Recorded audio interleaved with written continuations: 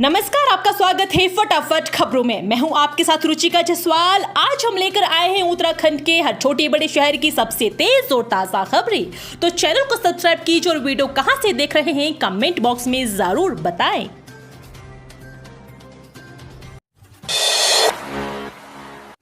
देहरादून के खेल से जुड़े स्नातक कोर्स होंगे शुरू। सीएम धामी ने राष्ट्रीय खेल दिवस के मौके पर की घोषणा।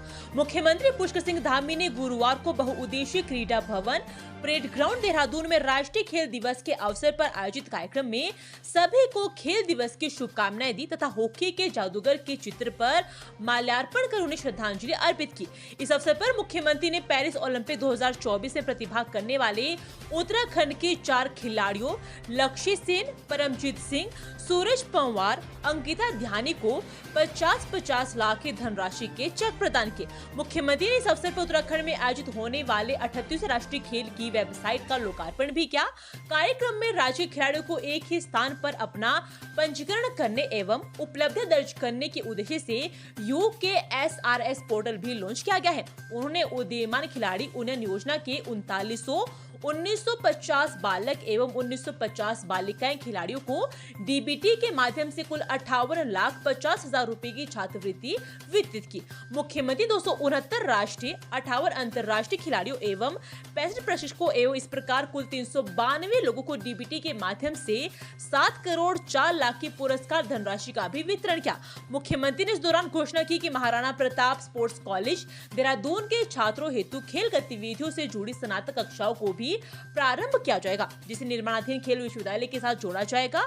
मुख्यमंत्री प्रोत्साहन योजना के अंतर्गत चयनित 2600 खिलाड़ियों में से 10% खिलाड़ियों को उनके प्रदर्शन के आधार पर चयनित कर विशेष प्रशिक्षण दिए जाने की व्यवस्था भी की जाएगी। भारत सरकार के खेल मंत्रालय द्वारा संचालित टारगेट ओलंपिक पोडियम योजना की भांति राज्य सरकार द्वारा भी टारगेट इंटरनेशनल पोडियम योजना संचालित की जाएगी, जिससे कि उत्तराखंड राज्य के खिलाड़ियों को अंतर्राष्ट्रीय स्तर पर पदक अर्जित करने में सहायता प्राप्त होगी।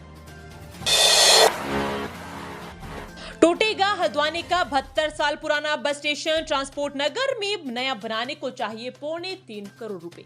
1952 में बना हल्द्वानी का बस स्टेशन बहुउद्देशीय भवन प्रोजेक्ट की जद में आने की वजह से इसे तोड़ा जाएगा, लेकिन इससे पहले ट्रांसपोर्ट नगर में नया स्टेशन तैयार करना होगा ताकि बसों का संचालन एक दिन के लिए भी प्रभावित न हो। दूसरी तरफ नई जगह बस स्टेशन और सभी सुविधाओं को विकसित करने के लिए डिजाइन और बजट प्रस्ताव तैयार हो चुका है।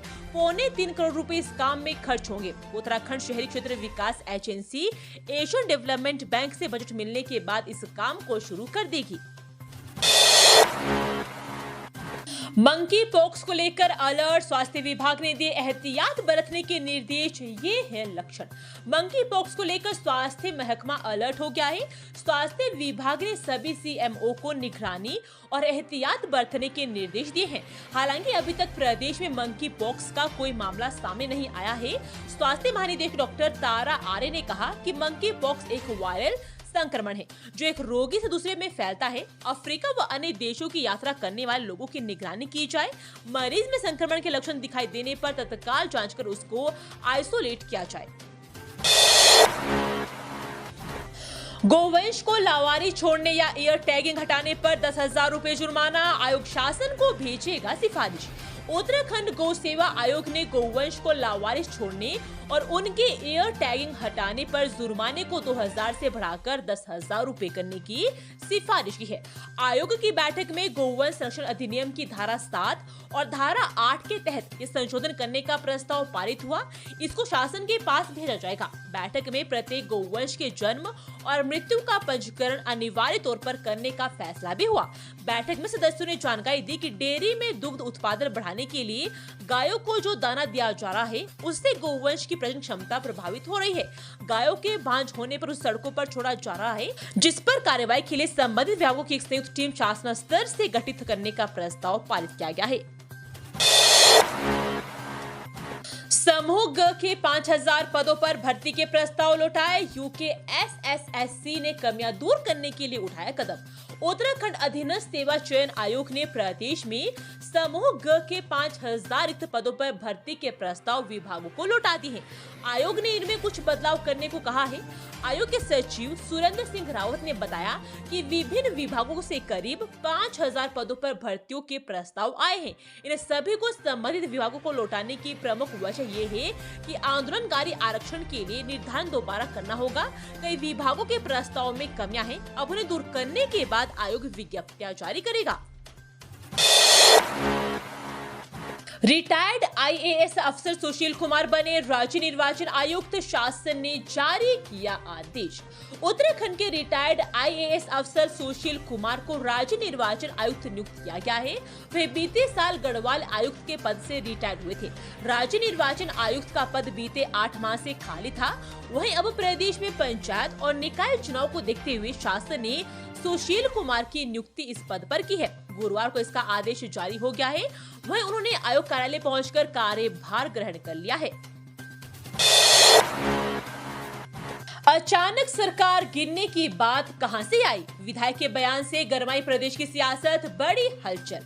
भराड़ीसैंण विधानसभा में 500 करोड़ से प्रदेश की भाजपा सरकार को गिराने के निर्दलीय विधायक उमेश कुमार के बयान से प्रदेश की सियासत गर्मा उठी है। पूर्व मुख्यमंत्री डॉक्टर रमेश पोखरियाल निशंक ने सरकार गिराने की साजिश वाले बयान को बेहद गंभीर बताया है। उनका कहना है कि इस मामले की हर हाल में जांच होनी चाहिए। सोशल मीडिया पर निशंक की प्रतिक्रिया खूब वायरल हो रही है। इस मामले में विपक्ष ने उमेश कुमार पर तंज किया है कि धामी सरकार के गिराने की साजिश को लेकर उमेश कुमार क्यों परेशान है। रुड़की में खूंखार हो रहे कुत्ते, घरों से निकलने के लिए डर रहे लोग, एक दिन में 70 को काटा। रुड़की एवं देहात क्षेत्रों में करीब एक हफ्ते की राहत के बाद कुत्ते काटने के हमले एक बार फिर से बढ़ने शुरू हो गए हैं, जिससे लोगों में दहशत का माहौल है। रुड़की सिविल अस्पताल में बुधवार को कुत्ते काटने के करीब 70 मामले दर्ज किए गए हैं, जिनमें से एक मरीज को एंटी रेबीज इन्फेक्शन के साथ सीरम भी लगाया गया है और इसके लेकर चिकित्सकों ने चिंता जाहिर की है। पीसीएस की मेरिट में छाए कुमाऊं के होनहार, जाने सफलता की कहानी टॉपरों की जुबानी।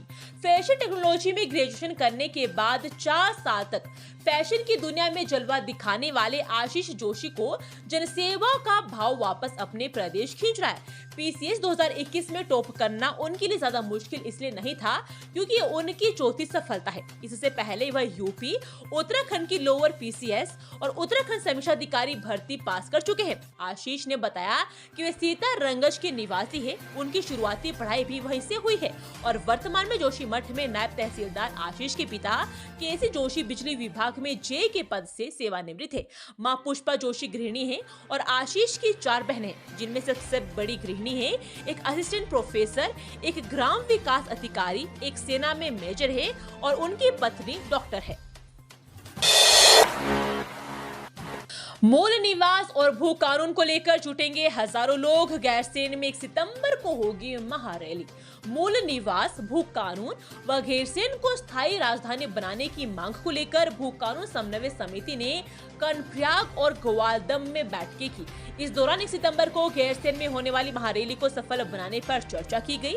समिति के संयोजक मोहित डिमरी ने कहा कि प्रदेश में नौकरी, रोजगार, जल, जंगल, जमीन पर बाहरी लोगों का कब्जा हो गया है। प्रदेश में बाहरी लोगों की संख्या 40 लाख से अधिक हो चुकी है और कहा कि 31 अगस्त को कर्णप्रयाग में मशाल जुलूस और लाउडस्पीकर के माध्यम से रैली में शामिल होने की अधिकाधिक लोगों से अपील की जाएगी। वहीं ग्वालदम में समिति के नारायण सिंह बिष्ट ने महारैली को सफल बनाने के लिए समर्थन मांगा। इस दौरान समिति के पदाधिकारी और स्थानीय लोग मौजूद थे। तालाब में कूदे युवक की मौत का मामला, गांव पहुंचे पूर्व सीएम हरीश रावत, सीबीआई जांच कराने की मांग। कांग्रेस के बड़े नेता बृहस्पतिवार को वसीम के घर सोहलपुर गांव पहुंचे। वहां उन्होंने सरकार और हरिद्वार पुलिस पर जमकर निशाना साधा। कांग्रेसियों ने वसीम की मौत के मामले में हाई कोर्ट के सिटिंग जज की निगरानी में सीबीआई से जांच कराने की मांग की। साथ ही गांव के लोगों पर दर्ज मुकदमे झूठे बताए और उन्हें वापस लेने की मांग की। बीते शनिवार की रात को गौवंश संरक्षण की टीम रुड़की के माधोपुर गांव में पहुंची थी। इसी दौरान वसीम निवासी सोहलपुर गड़ा पुलिस को देखकर तालाब में कूद गया था। इससे उसकी मौत हो गई थी। मामले में ग्रामीणों ने पुलिस पर हत्या का आरोप लगाया था और जमकर हंगामा भी किया था। छोटे भाई के साथ काम की तलाश कर रहा था युवक, बेकाबू ट्रक ने 30 मीटर तक घसीटा, दर्दनाक मौत। सिडकुल स्थित फैक्ट्री में छोटे भाई के साथ काम की तलाश कर रहे बरेली निवासी युवक को ट्रक 20 से 30 मीटर रौंदते हुए ले गया, जिससे उसकी मौत हो गई। हादसे के बाद मौके पर पहुंची पुलिस ने चालक को पकड़ लिया। बाद में पुलिस ने शव कब्जे में लेकर पोस्टमार्टम को भेज दिया है। घटना से मृतक के स्वजन में कोहराम मचा हुआ है।